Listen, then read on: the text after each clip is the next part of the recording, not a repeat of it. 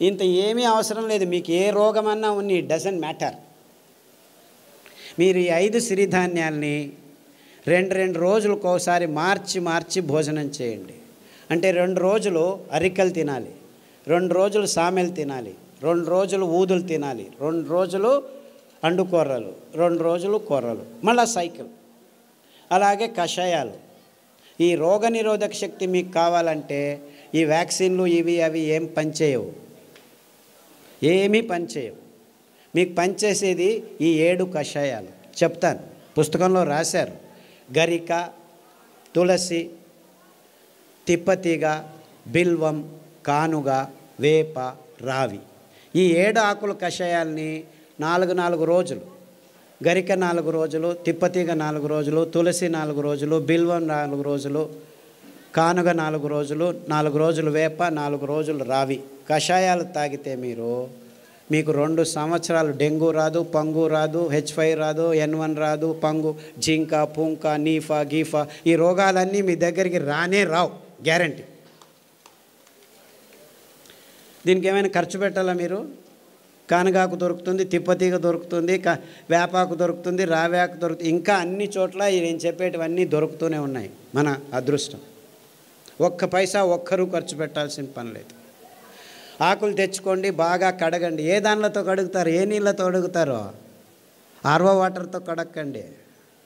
రాగి ప్లేట్ ఉంచిన మట్టి కుండలో ఉన్న నీళ్ళతో కడగండి, స్ట్రక్చర్డ్ వాటర్తో కడగండి. అర్థమైందా? ఆ నీళ్ళతో కడిగి ఆ నీళ్ళతోనే కషాయం చేసుకొని, కావాలంటే తాటి బెల్లం, చెరుకు బెల్లం వేసుకోవద్దండి, గ్లూకోజ్ ఎక్కువ ఉంటుంది. తాటి బెల్లంలో ఫ్రక్టోజ్ ఎక్కువ ఉంటుంది, ఏమీ ఇబ్బంది లేదు.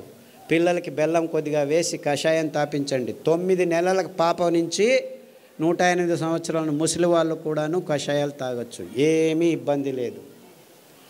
అదే ఆడవాళ్ళు అయితే గోంగూర కషాయం రామబాణం. మీకు ఏమీ తోచట్లేదనుకోండి, గోంగూర ఆకు తెచ్చుకొని 4 ఆకులు ఉడకపెట్టుకొని 2 నిమిషాలు కషాయం చేసుకొని తాగండి. టీవీ చూడకండి, టీవీ చూస్తూను తాగొచ్చు. గోంగూర కషాయం అయితే మీకు టీవీ చూడకుండా చేస్తుంది. మీకు ప్రజ్ఞ ఎక్కువ అవుతుంది, రోగనిరోధక శక్తి ఎక్కువ అవుతుంది, అద్భుతమైన రక్తహీనత నుంచి దూరంగా చేసేదానికి వీలవుతుంది, వైట్ డిశ్చార్జ్ తక్కువ అవుతుంది. ఇలాంటి మీ సమస్యలన్నీ 99% గోంగూర కషాయంతో మాయమైపోతాయి. సో వారానికి 2 రోజులు, లేకపోతే 2 వారాలు గోంగూర కషాయం, 2 వారాలు కొత్తిమీర కషాయము, 2 వారాలు రావి ఆకు కషాయం తాగితే చాలు, ఆడవాళ్ళకి ప్రాబ్లమ్స్ అన్నీ మాయమైపోవడం మొదలుపెడతాయి. ఇంత సింపుల్గా ఉంది విషయం. ఇన్ఫ్యాక్ట్ ఇంత సింపుల్గా ఉందని నేను చెప్పేది ఎవరు నమ్మరు. మొదలు అందరూ అలాగనే వాళ్ళు. ఇన్ఫా ఒక డాక్టర్ లేచి నేను 2 గంటలు లెక్చర్ ఇచ్చిన తర్వాత, ఓ ఈజ్ దట్ సో సింపుల్ అన్నాడు. I said it is much simpler. 2 గంటలు అవసరం లేదు, 2 వాక్యాల్లో చెప్తాను నేను. 2 వాక్యాలు. రోజుకు 1 గంట నడవండి, వీలైతే పొద్దున 15 నిమిషాలు, సాయంకాలం 15 నిమిషాలు. ఇంత అద్భుతమైన పదార్థాలని ఇప్పటికీ ఇస్తున్నాడు దేవుడు. ఎన్ని పాపాలు చేసినా మనము ఆ దేవుణ్ణి ఒక 15 నిమిషాలు పొద్దున్న లేచి ధ్యానం చేయండి, సాయంకాలం పడుకునే ముందు ఒక 15 నిమిషాలు ధ్యానం చేయండి. తర్వాత సిరిధాన్యాలను తినండి, గోధుమలను తినకండి, బియ్యం తినకండి, పాలు తాగకండి, చక్కెర ముట్టద్దండి, గుడ్లను కూడా చూడొద్దండి. పాపం అవేమో పిల్లల కోసం గుడ్లు పెట్టుకుంటున్నాయి, మీరు వెళ్ళి రాక్షసులాగా తినకండి.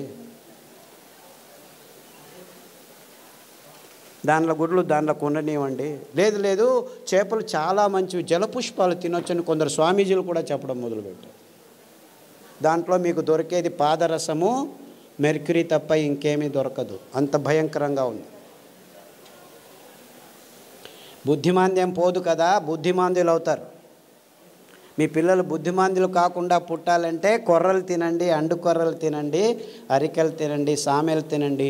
అరటి బోధ కషాయము, పసుపు కషాయము గర్భిణిగా ఉన్నప్పుడు తాగండి, పిల్లలకు తాగించండి. మీ పిల్లలు బుద్ధిమాంద్యులు అయిపోయి సూక్ష్మగ్రాహీలు అవుతారు.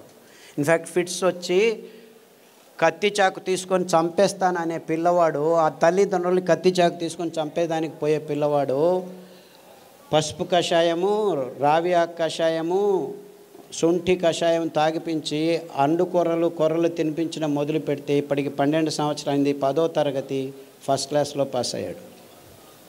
ఇలా 100 కేసులు ఉన్నాయి. అంటే ఫిట్స్ కోసమని టెగ్రిటాలు, వాల్ప్రోయిక్ యాసిడ్, ఫ్రీజియం ఇవ్వడం మొదలు పెడతారు పిల్లలకి. ఆ మందులు తీసుకుంటూ పిల్లలు బుద్ధిమంతులు అయిపోతారు. ఫిట్స్ రావు అని చెప్తారు, అయినా వస్తూనే ఉంటాయన్నమాట. అలాంటి వాళ్ళందరికీ కొర్రలు, అండుకొర్రలు తినిపించి ఈ కషాయాలు తాగిపిస్తే 6 నెలల్లో ట్యాబ్లెట్లు మెల్లిమెల్లిగా ఆపు చేసి ఇప్పుడు హ్యాపీగా ఇంట్లో అందరికీ సహాయం చేసుకుంటూ బాగా నడుస్తూ ఏ ఇబ్బంది లేకుండా మాట్లాడటం తెలియని వాళ్ళు కూడా మాట్లాడడం మొదలుపెట్టారు. అది 15 సంవత్సరాలు 20 సంవత్సరాల తర్వాత. అంతవరకు మాటలు అనేది తెలియని పిల్లలు కూడాను ఇప్పుడు మాటలు నేర్చుకుంటున్నారు. ఇలాంటి అద్భుతమైన విషయాలు ఈ ధాన్యాల్లో, ఈ కషాయాల్లో ఉన్నాయని చెప్పేదానికి నాకు చాలా చాలా సంతోషంగా ఉంది. అర్థమవుతుందా? It's very simple, very very simple. ఇంత సరళమైన అద్భుతమైన ఆరోగ్య రహదారిని మేము నిర్మించాం. ఇంకా బాకీ ఉంది ఏమిటి? మీరందరూ అందులో నడవటం మాత్రమే. అంతే. అందరికీ ఆహ్వానం, ఆరోగ్య రహదారిలో నడవండి అని మా విన్నపంతో మీ అందరికీ వందనాలు. సిరిధాన్యాలు తింటే అరగట్లేదు అని దీనికి 2 కారణాలు ఉన్నాయి. మీరు పొద్దున్న సిరిధాన్యం ఇడ్లీలు తింటే రాత్రి వరకు ఆకలి కాదు. మీరు అనుకుంటున్నారు ఈ బియ్యం తిని 2 గంటలకే ఆకలి అవుతుంది కదా, సో అది బాగా అరుగుతుంది అనుకుంటున్నారు. అలా కాదు. ఇది సిరిధాన్యాలు తింటే మీకు ఎంత కావాలో అంత గ్లూకోజ్ అందుతూ ఉండటం వల్ల మీకు ఆకలి కాదు. అంటే అది జీర్ణం కావట్లేదని కాదు మీకు అర్థం. అందరికీ ప్రాబ్లం అది. అంతేకాకుండా మీరు సిరిధాన్యాల్ని బియ్యంలాగే కుక్కర్లో వేసి పుస్ అని 4 కూగులు కూగించేస్తే రాదనమాట. అది ఉడకదు. రాత్రి నానబెట్టి పొద్దున ఉడకబెట్టుకోవాలి. కనీసం 3 గంటల నుంచి 6 గంటలు నానబెట్టాలన్నమాట. నానబెట్టి వండితే ఆ ధాన్యం తింటే మీరు హ్యాపీగా ఫీల్ అవుతారు, ఆరోగ్యంగా ఉంటుంది. సిరిధాన్యాలు చిన్న పిల్లలు 9 నెలల పిల్లలు కూడాను జీర్ణించుకోగలరు, ఏమీ ఇబ్బంది లేదు. కానీ మీరు వంట వండే విధానంలో మార్పు రావాలి. నానబెట్టి వంట చేయాలి. హలో సార్, మేము డయాలసిస్ పేషెంట్. Kidney infection.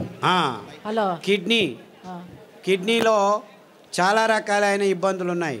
ఒకటి కిడ్నీలో రాళ్ళు రావటం, కిడ్నీ నుంచి యూరిక్ యాసిడ్ ఎక్కువ ఉండటం, క్రియాటినిన్ ఎక్కువ కావటం, డయాలసిస్కి పోవటం ఇలాంటివి. తర్వాత ప్రోటీన్లు ఎక్కువ కారటం, లావుగా ఉండిపోవడం, ముఖంలో వాపు రావటం, ఇవన్నీ కిడ్నీకి సంబంధించిన రోగాలు.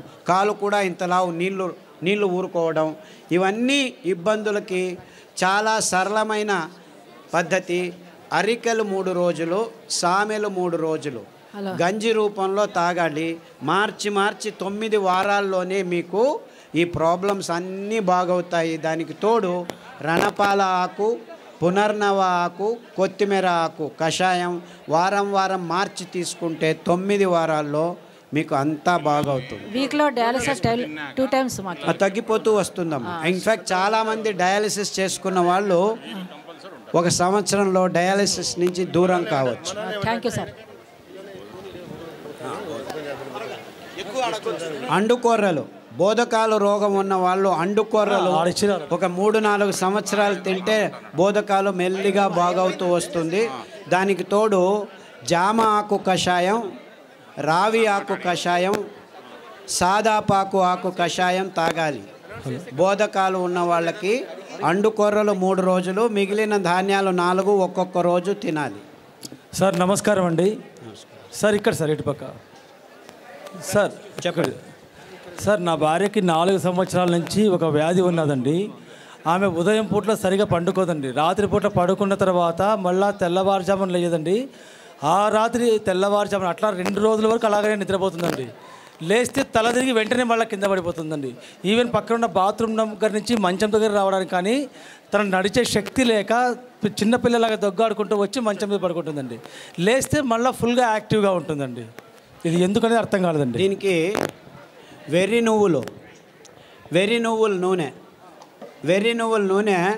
2 వారాలు, నువ్వుల నూనె 2 వారాలు, ఉదయం లేచిన వెంటనే పడిగడుపున తాగించాలి. దానికి తోడు మారేడు ఆకుల కషాయం, బిల్వపత్రం కషాయం అంటారు. మారేడు బిల్వం రెండు ఒకటే. గరిక కషాయం, పసుపు కషాయం, సాదాపాకు కషాయం వారం వారం మార్చి తాగించండి. అండుకొర్రలు 3 రోజులు, మిగిలిన ధాన్యం ఒక్కొక్క రోజు. ఇలా తినిపిస్తే 6 వారాల్లోనే తేడా కనిపిస్తుంది. 6 weeks all that it takes. 6 నెలల్లో పూర్తిగా బాగవుతుంది. రక్తపు క్యాన్సరు, గర్భకోశం క్యాన్సరు, మెదడు క్యాన్సరు, ఎముకల క్యాన్సరు, ఇలా 14 రకాల క్యాన్సర్లు పుస్తకంలో పట్టీలో రాశారు. దాంట్లో ఉన్న ఆహారం, కషాయాలు వాడితే 6 వారాల్లోనే తేడా రావటం జరుగుతుంది. 6 నెలల్లో చాలా మటుకు మీకు గుణముఖులు అవుతారు. సార్ నాకు ఒట్టిగో డిజినెస్, తల తిరగడం, మళ్ళీ ఇది ఒకటి ఉంది సార్. ఇది బ్రెయిన్ కొంచెం. సాదాపాకు కషాయము, పసుపు కషాయము, అరటి బోధ కషాయము. తర్వాత ఈ వర్టిగో ఉన్నవాళ్ళు చాలామందికి ఈ తంబాకు అంటే పొగాకు, సిగరెట్లు కానీ ఈ లోపల నోట్లో పెట్టుకోవడం కానీ అలవాటు ఉన్న వాళ్ళకి ఈ వర్టిగో ఎక్కువగా ఉంటుంది. అంటే మీరు దాని నుంచి బయటపడాలంటే చేయాల్సింది కానుగ ఆకు కషాయం, చమురు ఆకు కషాయం, రావి ఆకు కషాయం. ఈ 3 కషాయాలని మార్చి తాగాలి. అరికలు, సామెలు ఎక్కువగా తినాలి. సార్ నమస్కారం sir. Prostate cancer, lung cancer. ఇప్పుడు ఏమైందంటే లంగ్లో క్యాన్సర్ వచ్చింది, రేడియోథెరపీ, కీమోథెరపీ తీసుకుంటారు, అక్కడికి ఆగదు, ప్రోస్టేట్కి వస్తుంది. ప్రోస్టేట్కి తీసుకుంటే ఎముకలకు వస్తుంది. అంటే ఇది క్యాన్సరు ఇక్కడుంది, అక్కడుంది, అక్కడ ఉంది అని కాదు. క్యాన్సర్ మొత్తం దేహంలో ఉంది, ఒక్కొక్కసారి ఒక్కొక్క చోట బయటపడుతుంది అని అది అర్థం చేసుకోవాలి. కాబట్టి అన్ని క్యాన్సర్లకు మూలం ఒకటే. అందువల్ల మీరు పారిజాతము, రావి ఆకు, జామాకు కషాయాలు అన్ని క్యాన్సర్లకు బేస్గా ఉండాలి. ఈ 5 ధాన్యాల్ని 2 రోజులు తినడం మొదలు పెట్టండి. 6 వారాల నుంచి 6 నెలల్లో మీకు గుణముఖుడవడం మొదలు పెడతారు. 2 సంవత్సరాల్లో పూర్తి క్యాన్సర్ మీ దేహం నుంచి బయటపడిపోతుంది. ఏమీ ఇబ్బందులు ఉండకుండా జరుగుతుంది. బ్రెయిన్ స్ట్రెంగ్తింగ్ చేసి అదే చెప్పాను కదా, సాదాపాకు, పసుపు కషాయాలన్నీ ఈ నర దౌర్బల్యానికి జరిగినదానికి. తర్వాత నువ్వుల నూనె, వెర్రి నువ్వుల నూనె తాగండి. ఐబిఎస్ పుస్తకంలో రాసాము. ఐబిఎస్, క్రాన్స్ డిసీజు, కొల్లైటిస్ ఇవన్నీను లిస్ట్ చేశాము. పుస్తకంలో పట్టీలో ఉంది, గమనించి వాడండి. నమస్కారం సార్. సార్ నమస్కారం సార్. సార్ పాలు కాకుండా పాల ఉత్పత్తులు, పెరుగు, మజ్జిగ. పాలు లాక్టోబాసిల్లస్ తోడుకు పెరుగుకు వేసుకుంటే అందులో ఉన్న కెమికల్స్ అన్నీ నిర్నామం అయిపోతాయి ఫర్మెంటేషన్ వల్ల. అంతేకాకుండా మనకు పాలు, కొబ్బరి పాలు అతి అద్భుతమైన పాలు, అన్ని రోగాలను దూరం చేస్తాయి. నువ్వుల పాలు ఇంకా మంచిది, రాగి పాలు మంచిది.